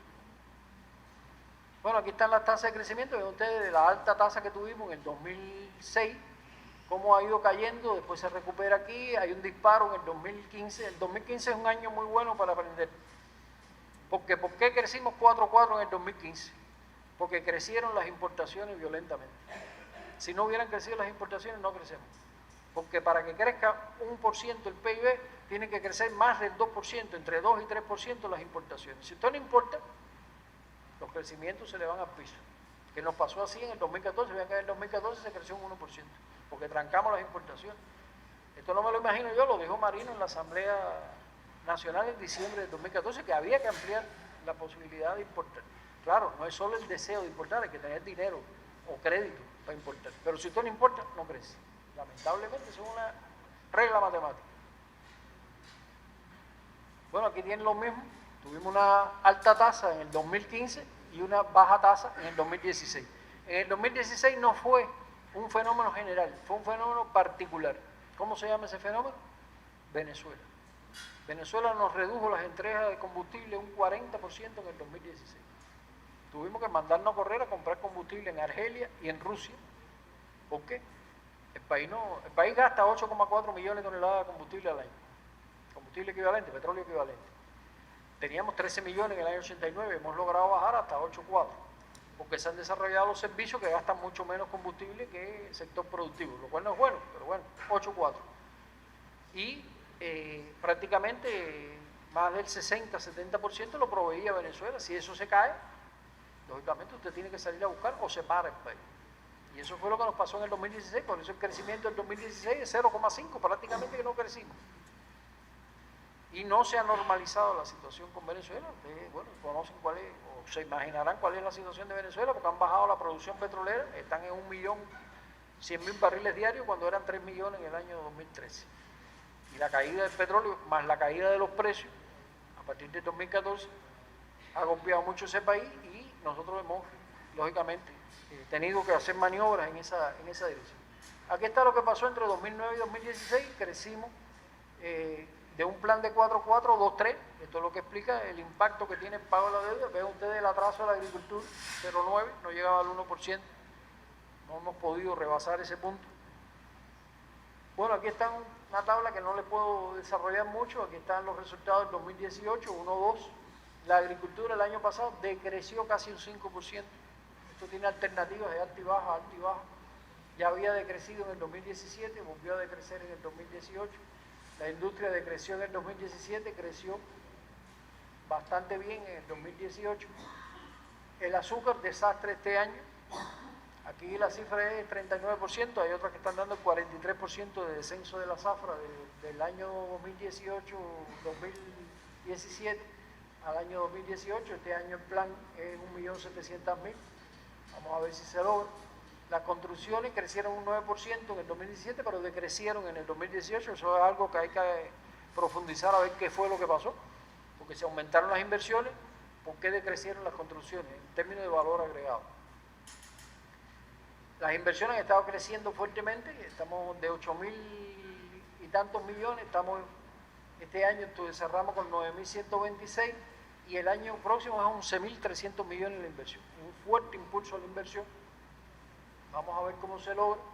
El turismo, ustedes saben que este año se frenó, había un plan de 5.100.000, lo tuvimos 4.750, volvemos a aspirar otra vez a 5.100.000 y los ingresos están más o menos por esta cifra de acá.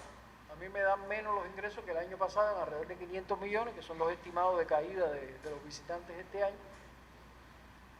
En el primer semestre, sobre todo, la producción petrolera ha estado bajando por agotamiento de los pozos, está en 3,5 millones, y el déficit fiscal se ha mantenido alto, porque estamos pagándolo con deuda interna, es decir, diferimos los pagos a una deuda que se saca por bonos del Estado. Pero vean ustedes la apretazón que tiene el 2019. De un déficit de 9 bajamos a un déficit de 6,5. Eso es una compresión así de los gastos del presupuesto que no sabemos cómo la vamos a enfrentar, porque es una compresión muy fuerte para un año. Vamos a ver, la información que se dio en la Asamblea no explica este tema en detalle. El salario medio se supone que crezca esto y la productividad de todo otro acá. Ahora, fíjense en el saldo de la balanza comercial, cómo cayó del 2017 al plan del 2018. Debe haber sido incluso negativo en el 2018. Es decir, que lejos de tener un superávit comercial, tenemos un déficit comercial. Porque dejamos de ingresar o gastamos de más 1.187 millones en el 2018, por precio, por caída de la producción en la zafra, por caída de la producción en níquel, en fin. Es otra tormenta perfecta la que hemos tenido en el 2018 y de lo que se trata es ver cómo nos recuperamos para equilibrar la balanza de pago en el 2019. Bueno, voy a pasar todo esto por alto. Los factores externos que han estado incidiendo, el pago de la deuda, la caída del precio del petróleo, las entregas de Venezuela, los papeles del sector potencialmente, sector nacional potencial, la ineficiencia de las regulaciones, flexibilización de la inversión extranjera, las cooperativas agropecuarias, extensión del periodo de experimentación, lo cual no se queda claro exactamente por qué.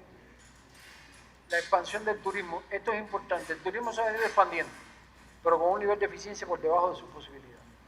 Este año se dio ya la cifra de ocupación. Nosotros tenemos en estos momentos 79.000, casi 80.000 habitaciones en el turismo estatal, más 24.000 habitaciones en el sector privado. Compañeros, de esos disponibles, porque están cerradas las habitaciones por rotura, etcétera, son 57.000 habitaciones. Y esas 57.000 se ocuparon al 55%. Cuando usted tiene un nivel de ocupación tan bajo, eso le pone en crisis el punto de equilibrio de cualquier hotel. Eso se ha tratado de compensar con turismo nacional. Usted abre un hotel y tiene que tener electricidad, tiene que tener la piscina llena de agua, tiene que tener una serie de cosas, aunque el hotel esté vacío. Entonces tiene que llegar a un punto de equilibrio que por lo menos le cubra los costos y tiene que haber turistas. Si no hay extranjeros, por lo menos que haya nacionales. Eso se ha venido haciendo. Pero los niveles nuestros de ocupación están muy bajos por una serie de factores. Entonces, mucha gente pone en duda las inversiones en turismo. ¿Para qué construir más habitaciones si las que tenemos están a la mitad? Es decir, ese es un tema de discusión en este momento. Yo no creo que sea exactamente parar las inversiones en turismo, pero evidentemente hay que hacer un análisis hacia adentro del turismo de por qué nos están pasando estas cosas. Porque además están bajando los turistas a una serie de países, no solo fue Estados Unidos, bajó España, bajó Italia, bajó Francia y bajó Alemania. ¿Por qué? Porque eso no tiene que ver con el bloqueo. Es decir, hay cosas que hacia adentro hay que analizar, no hay espacio aquí ahora tampoco para analizarlo. Está el tema de las restricciones salariales. Es entendible por qué no se puede hacer una reforma general de salario en este momento. ¿Sí? No se puede llegar y hacer como en el 81 para todo el mundo un aumento salarial, no es posible. Pero hay ejemplos incluso de años anteriores de que determinadas medidas puntuales son indispensables. El salario de los médicos en el 2014. No es un sector productivo, en los términos clásicos, pero es un sector vital para este país. Y se le aumentó, no poco, se duplicó el salario medio de los médicos. Ahora tenemos una gran erosión en el sector donde estamos, educación y ciencia. Usted coge las estadísticas de cuánta gente está en educación, las estadísticas de cuánta gente está en ciencia, y va a haber descensos en los últimos años. El salario medio de educación está parado en 533 pesos desde el año 2013. Llevamos 5 años y no hay un aumento ahí, no se mueve el promedio. Entonces, compañeros, hay que sacar la cuenta, porque ¿qué cuesta reponer a alguien que se vaya de educación? No se lo tengo que explicar a ustedes. ¿Cuánto cuesta reponer a un doctor de ciencia en un centro de investigación? 10 años por lo menos. Eso está demostrado.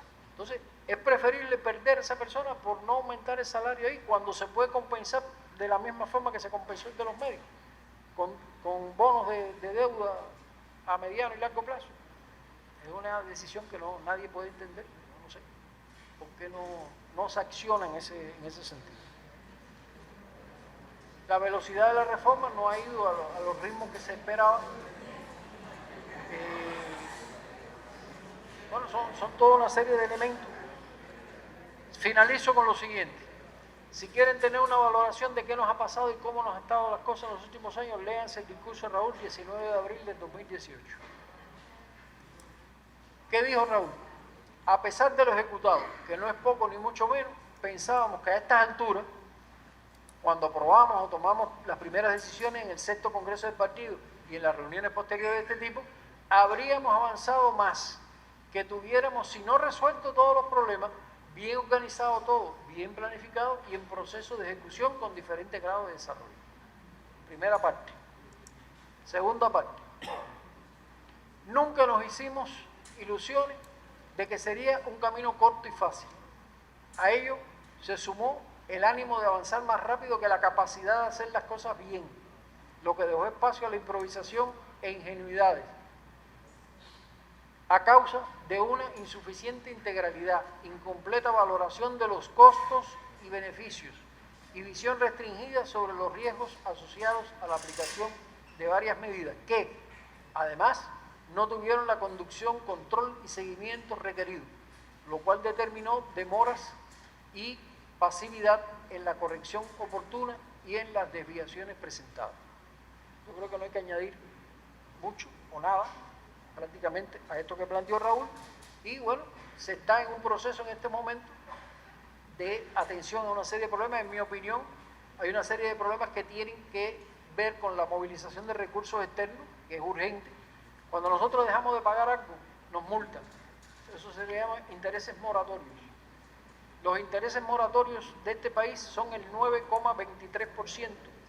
Es decir, usted tiene un crédito que está amortizando como el del Club de París, 6% de interés anual. Usted no paga en ese año lo que le tocaba, se le convierte en 15% de interés anual. Y además lo entra en una lista negra. Entonces, ese es un tema que hay que resolver. Hay políticas más flexibles a implementar con la inversión extranjera. Nosotros no podemos seguir con una visión muy cerrada que existe todavía en la inversión extranjera. Aquí no se usa bien el BOT, por ejemplo. ¿Qué cosa es BOT? Build, Operate and Transfer, es decir, construir, operar y transferir. Ha habido muy pocas experiencias donde alguien hace una operación, recupera la inversión y te lo transfiere cuando termina la recuperación. Eso se hizo en la Isla de la Juventud con la planta de generación de energía eléctrica. Se metieron 6 años para recuperarla, pero al final tenemos la planta y nos la transfirieron a nosotros. No se usa el BOT, no se usa la franquicia. ¿Cuántas cosas pudiéramos tener nosotros de marcas internacionales aquí que operan sobre todo la línea logística? Si a usted se le ocurre abrir una cafetería aquí, ¿por qué no, por decir algo, un Wendy o un McDonald's? No es la marca, el problema es que McDonald's cuando te toma una franquicia trae la papita, trae la salsa, trae el pan, trae todo. Tú no te tienes que enredar con ese problema. Simplemente le pagas un porcentaje y él te da otro porcentaje de las utilidades. Todo el mundo opera con franquicia, nosotros no operamos con franquicia. Y así hay toda una serie de medidas con la inversión extranjera que se están discutiendo. Yo he tenido la oportunidad de discutirla. Esto que les estoy diciendo a ustedes aquí no me he quedado yo con eso. Yo he tenido oportunidad de plantearlo donde tengo que poderlo plantear. Más flexibilidad en la inversión extranjera. Valoración del nivel de endeudamiento externo y renegociación. Nosotros no podemos decir a cal y canto que no nos vamos a endeudar. Es imposible. Si usted necesita crédito, ¿de dónde va a sacar el dinero? Del ahorro interno. Puede sacar una parte, pero no da para lo que requiere este país. Por lo tanto, lo que tiene que buscar es formas de renegociar y pagar que le permitan lo que se conoce en finanzas como una bicicleta. Retomo pago, vuelvo a salir, vuelvo a retomar, y así va montando su operación. Todo el mundo lo hace, no es un invento cubano. Liquidación de los adeudos de corriente. ¿Qué cosa es el adeudo corriente? Nosotros hemos renegociado la deuda externa, que es una deuda interestatal de largo plazo. Bien, nos ha salido más o menos bien hasta ahora, aunque ya incumplimos algunos pagos. Pero hay otra deuda, que es la deuda comercial, la que trae el arroz, la que trae todo a este país. Y esa la debemos según los acreedores, esa cifra que aparece ahí es de los acreedores, 1.500 millones al cierre del 2018. ¿Qué pasa si usted no paga eso? Vayan a la TRD, vayan a comprar pan por la libre, vayan a comprar huevo por la libre. Simplemente no le pagaste al suministrador y te quedaste sin eso. Entonces, no se puede, esa deuda hay que acabarla de liquidar, no se puede, hay que priorizarla. Hacer lo que haya que hacer, pedir prestado para pagarlo aunque sea, y ya veremos el año que viene, eso se hace. Pero realmente es una cosa que nos golpea violentamente y golpea a la población, además. Porque esa sí no es indirecta, esa va directo al pecho de la gente.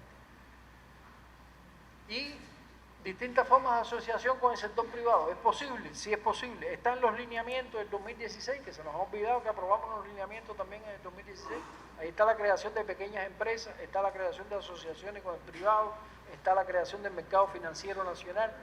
Nada de eso se ha hecho y ya vamos por el 2019. Es decir, hay que retomar eso y ver qué podemos hacer, porque por algo se aprobaron en los lineamientos del 2016.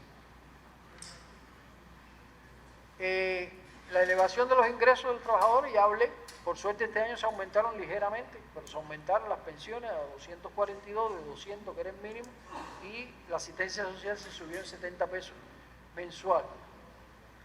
Prioridad de los sectores de educación y ciencia, ya me referí. Inversión, es decir, revisión de las pensiones y su indexación. Está planteado incluso revisarlo en las cosas que se llevan ahora al Congreso de la CDC. El decreto 283 que restringe los recursos de asistencia social es el que plantea que si hay alguien que trabaja en tu núcleo no te doy asistencia social, aunque sea que entra a trabajar en tu núcleo sea una persona solo con un ingreso mínimo. Y eso ha creado una pila de problemas de la gente que tiene parapléjicos en la familia, enfermos del corazón que no pueden trabajar, porque trabaje uno ya abajo la asistencia social. Ese decreto nos ha llevado a situaciones que bueno, salen en el periódico todos los días. La calidad de la planificación, ya me refería a eso también. Y finalmente, ¿a dónde tenemos que llegar? Bueno, ahí está. Hay que crecer entre 5 y 7% anual, actualmente 2,3%, los dos últimos años 1,1%, y la proyección hasta el 2021 es que vamos a crecer entre 1 y 2%. No es posible rebasar esta situación en un año o dos. La tasa de inversión anual es de 20 a 25%, actualmente es el 12%, la de este año 2018. Los volúmenes de inversión extranjera directa deben estar entre 2.000 y 2.500 millones, hay cifras un poquito más bajas, de 1.800, que hace falta de inversión. Se han logrado, aquí decía 4.000, son 5.500 millones entre 2014 y 2018, pero que entraron directamente al país 700 millones solamente. Endeudamiento externo permisible hasta el 40% del PIB, actualmente estamos en 33%, es decir, técnicamente es posible endeudarse un poquito. Y la tasa anual de crecimiento de la productividad del trabajo tiene que ser más del 5%, actualmente 2,3% entre promedio de esos años. Bueno, compañeros, hasta aquí la presentación.